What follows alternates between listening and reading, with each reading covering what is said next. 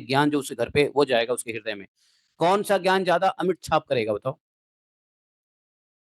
इसलिए गुरुकुल में क्या होता है कि पूरे दिन भर बच्चे गुरुकुल में रहते हैं, रात में भी, दिन में भी। सुबह उठने से लेके रात को सोने तक की दिनचर्या गुरुजी सिखाते हैं, करवाते हैं, समय पे पढ़वाते हैं, समय पे उठाते हैं, संध्या बंदन करवाते हैं, प्रार्थना करवाते हैं, अष्टोत्र पाठ करवाते हैं, हवन करवाते हैं?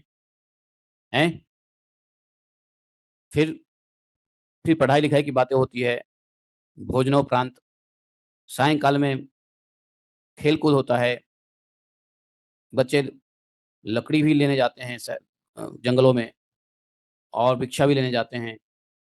आके फिर संध्या में गुरुजी से कुछ कथा सुनते हैं। मतलब उसमें सब कुछ हो जाता है, 24 घंटे में बच्चे का सारा विकास होने लग जाता है, ठीक है ना? पढ़ाई भी हो जाती है, सब कुछ हो जाता है।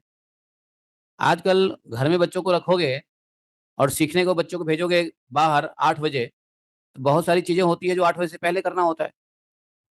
बहुत सारी चीज़ें होती हैं जो शाम को 4 बजे के बाद करना होता है।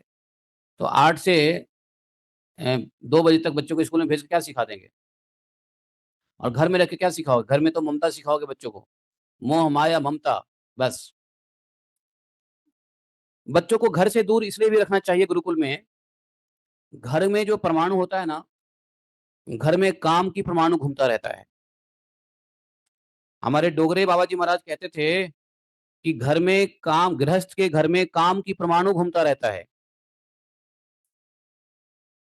बच्चे का हृदय 5 साल के बाद उन सभी परमाणुओं को ग्रहण करने लग जाता है।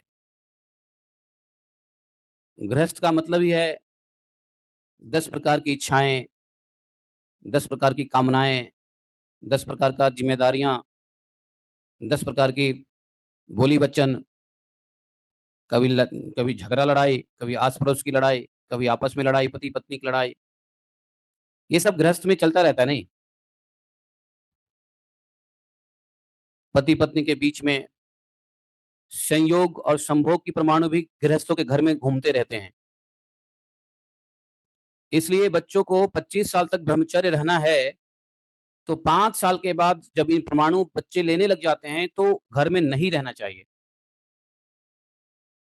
कारण यही है, बच्चे ब्रह्मचर्य नहीं रख सकते 25 साल तक, 20 साल तक, 22 साल तक। 25 साल तक